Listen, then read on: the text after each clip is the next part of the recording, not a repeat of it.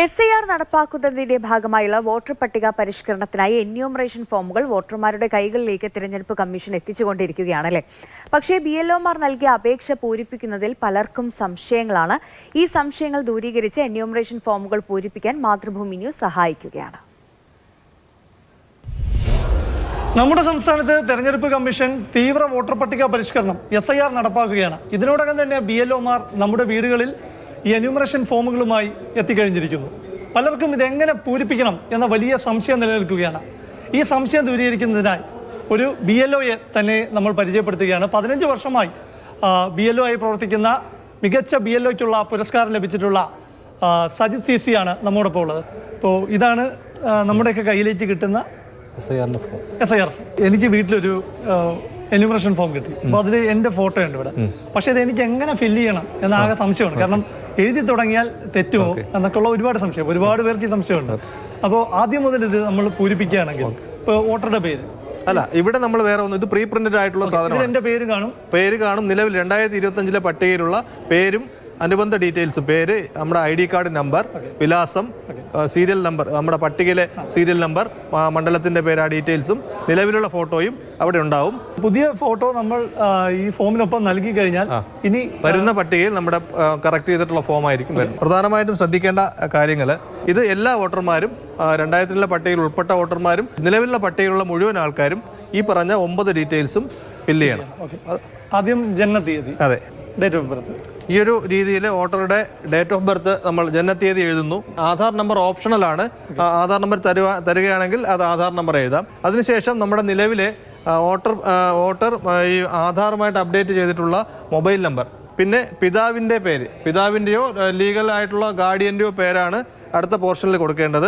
ഇപ്പോൾ ഉദാഹരണത്തിന് ഇപ്പോൾ അച്ഛൻ്റെ പേര് കൊടുക്കുന്നു, എപ്പിക് നമ്പർ എനിക്ക് അറിയില്ലെങ്കിൽ BLOയുടെ ലിസ്റ്റിൽ അത് ഉണ്ടാവും.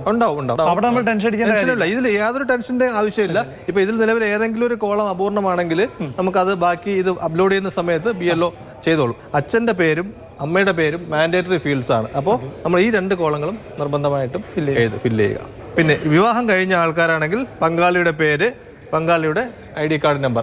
ഇനിയാണ് ഈ എന്യൂമറേഷൻ ഫോമിലെ ഏറ്റവും പ്രധാനപ്പെട്ട ഭാഗമുള്ളത്. 2 ഭാഗമായിട്ട് തിരിഞ്ഞു കാണാം. 2002 അയാൾ വോട്ടർ ആയിരുന്നുവെങ്കിൽ ഈ എന്യൂമറേഷൻ ഫോമിന്റെ ഈ വശത്തുള്ള ഈ പോർഷൻ അയാൾ ഫില്ല് ചെയ്യണം. 2002 പട്ടികയിൽ ഈ വോട്ടർ ഉൾപ്പെട്ടിട്ടുണ്ടോ എന്നുള്ള കാര്യം വോട്ടർക്ക് വേണമെങ്കിൽ സെർച്ച് ചെയ്ത് നോക്കാൻ പറ്റും. അതിന് വോട്ടർ സെർച്ച് SIR 2002 എന്നുള്ള നമ്മുടെ പോർട്ടലിൽ നമുക്ക് സെർച്ച് ചെയ്ത് കഴിഞ്ഞാൽ വോട്ടർക്ക് തന്നെ സെർച്ച് ചെയ്ത് കണ്ടെത്താൻ പറ്റും. ഇതൊന്നും സെർച്ച് ചെയ്ത് കണ്ടുപിടിക്കാൻ പറ്റാത്ത ആളാണെങ്കിൽ ഫോം തിരിച്ചു കൊടുക്കുന്ന സമയത്ത് അവിടെ വോളണ്ടിയേഴ്സ് ഉണ്ട്, അവർ ഈ കാര്യങ്ങൾ ഫില്ല് ചെയ്തു.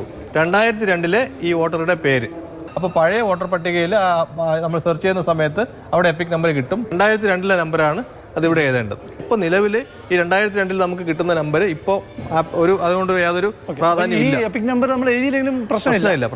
എഴുതാൻ പറ്റുന്നെങ്കിൽ ടെൻഷൻ വേണ്ട. ബന്ധു ആരാണോ ആ ബന്ധുവിന്റെ പേരാണ് ഇവിടെ എഴുതേണ്ടത്. അച്ഛൻ, അമ്മ, അപ്പൂപ്പൻ, അമ്മുമ്മ.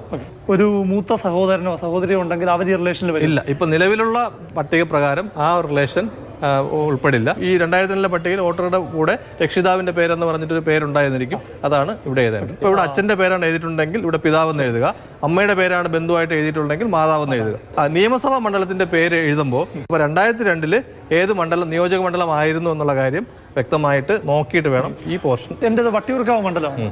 ഇപ്പോൾ 2002 തിരുവനന്തപുരം നോർത്തായിരുന്നു. അപ്പൊ ഞാനിവിടെ തിരുവനന്തപുരം നോർത്ത്.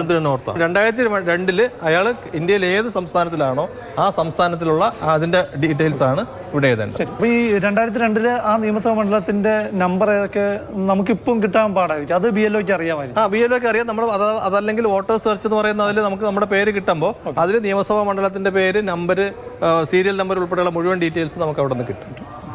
അടുത്ത ഭാഗം നമ്പർ എന്ന് പറയുന്നത് അന്നത്തെ ബൂത്ത് നമ്പറാണ്. ഇവിടെ അന്നത്തെ വോട്ടർ പട്ടികയിലെ ക്രമ നമ്പർ. ഈ എന്യൂമറേഷൻ ഫോമിലെ ഈ വലതുവശത്ത് ഈ ഭാഗമാണ് 2002 വോട്ടർ പട്ടികയിൽ പേരില്ലാത്തവർ പൂരിപ്പിക്കേണ്ടത്. അതും പേരെന്ന് പറയുന്നത് സ്വന്തം പേരല്ല. അല്ല, ഇത് 2002 അയാളുടെ ബന്ധുവിന്റെ പേരാണ്. സൈസാറിന് ഇവിടെ 2002 പേരില്ല. ഇപ്പൊ ഇവിടെ എഴുതേണ്ടത് സാറിന്റെ എന്റെ അച്ഛന്റെ പേര് ഞാൻ എഴുതുന്നു. ഇപ്പുറത്തെ ബന്ധുവിന്റെ പേരിന്റെ സ്ഥലത്ത് അച്ഛന്റെ പേരാണ്. ഈ എപ്പിക് നമ്പറിൽ അച്ഛന്റെ എപ്പിക് നമ്പറാണ്. എന്നിട്ട് ഇവിടെ ബന്ധം എഴുതുമ്പോൾ നമ്മുടെ വോട്ടറും ഈ പറഞ്ഞ നമ്മുടെ റിലേറ്റീവ് ആയിട്ടുള്ള ബന്ധമാണ് ഇവിടെ. അതായത് ഈ ആപ്ലിക്കന്റ്, അപേക്ഷകനായ ഞാനും ഈ പേരുകാരനുമായിട്ടുള്ള ബന്ധം, അതായത് അച്ഛൻ. അച്ഛൻ എന്നുള്ള ബന്ധമാണ് ഇവിടെ എഴുതേണ്ടത്. ഇവിടെ ജില്ല, സംസ്ഥാനത്തിന്റെ പേര്, നിയമസഭാ മണ്ഡലത്തിന്റെ പേര്. 2002 നിയമസഭാ മണ്ഡലത്തിന്റെ പേരാണ്. അതിനോടൊപ്പം നിയമസഭാ മണ്ഡലത്തിന്റെ നമ്പർ, ഭാഗം, ഇതെല്ലാം അതുപോലെ തന്നെയാണ്. ഇനി ഇത് കഴിഞ്ഞിട്ട് ഒരു ഡിക്ലറേഷൻ ആണ്. വോട്ടർ തന്നെ ഈ ഫോം ഒപ്പിട്ട് തരണമെന്ന് നിർബന്ധമില്ല. അപ്പോൾ എനിക്ക് വേണ്ടി എൻ്റെ അച്ഛനാണ് ഒപ്പിട്ട് വാങ്ങുന്നതെങ്കിൽ ആ ഒരു റിലേഷൻ ടൈപ്പും കൂടെ നമ്മൾ മെൻഷൻ ചെയ്യുക. നമ്മൾ ഈ റിലേഷൻ ടൈപ്പ് ഒന്നും ഇല്ലാത്ത കേസുകളിൽ, അത്തരം കേസുകളിൽ നമ്മളിപ്പോൾ നിലവിൽ ഇത് BLO അപ്ലോഡ് ചെയ്യും. BLO അപ്ലോഡ് ചെയ്തതിന് ശേഷം അവർ കരട് പട്ടികയിൽ വരും. പക്ഷെ പിന്നീട് നമ്മൾ ഈ പറഞ്ഞ ബന്ധങ്ങളൊന്നും മാർക്ക് ചെയ്യാത്ത കേസിൽ സിസ്റ്റം തന്നെ സൂക്ഷ്മ പരിശോധന നടത്തി ഒരു ഹിയറിംഗ് നോട്ടീസ് ജനറേറ്റ് ചെയ്യും. ആ സമയത്ത് ഇത്തരം വോട്ടർമാർ ഹിയറിംഗിന് ഹാജരാകേണ്ട ഒരു സാഹചര്യം വരും. ഇപ്പം ചില ആളുകളുടെ കാര്യത്തിൽ ഈ പറയുന്ന പോലെ ഈ ബന്ധുക്കളുമായി ബന്ധപ്പെട്ട ഒരു ഡോക്യുമെന്റ്സും അല്ലെങ്കിൽ ഒരു വിവരങ്ങളും കയ്യിലില്ലാത്തവർ അവരെന്ത് ചെയ്യും? നമുക്ക് ഒരു തരത്തിലും റിലേഷൻ കാണിക്കാൻ പറ്റാത്തൊരു സാഹചര്യം വന്നാൽ അവർ ഇപ്പോൾ കരട് പട്ടികയിൽ വരും. അവർക്ക് വോട്ടവകാശമൊന്നും നഷ്ടപ്പെടുന്നില്ല. അവർ ഹിയറിംഗിന് ഹാജരായി അവർ ഈ പറഞ്ഞ പ്രൂഫ് തെളിയിക്കണമെന്നേ ഉള്ളൂ. മറ്റ് പ്രശ്നങ്ങളൊന്നുമില്ല, ആശങ്കയുടെ ആവശ്യമില്ല. അവർക്ക് ഹിയറിംഗിന് ഹാജരാകേണ്ട ഒരു വിഷയം വരും. നിലവിലുള്ള ഫെസിലിറ്റേഷൻ സെന്ററിൽ പോകുമ്പോൾ തന്നെ അവിടുത്തെ വോളണ്ടിയേഴ്സ് കൃത്യമായിട്ട് ഇത് അവർക്ക് വേണ്ട മാർഗ്ഗനിർദ്ദേശങ്ങൾ നൽകുകയും ചെയ്യും. ഇതിലെന്തെങ്കിലും സംശയം ഉണ്ടെങ്കിൽ BLOയ്ക്ക് ആ സംശയങ്ങൾ ദൂരീകരിക്കാൻ സാധിക്കും. പിന്നെ സംശയമുള്ള ഭാഗം ഒഴിവാക്കുക.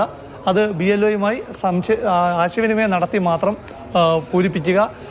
വോട്ടർ പട്ടികയിൽ നിന്ന് ഒഴിവാകുന്ന ഒരു സാഹചര്യവുമില്ല എന്നാണ് BLO, അതായത് വർഷങ്ങളായി ഈ രംഗത്തുള്ള BLO തന്നെ വിശദീകരിക്കുന്നത്.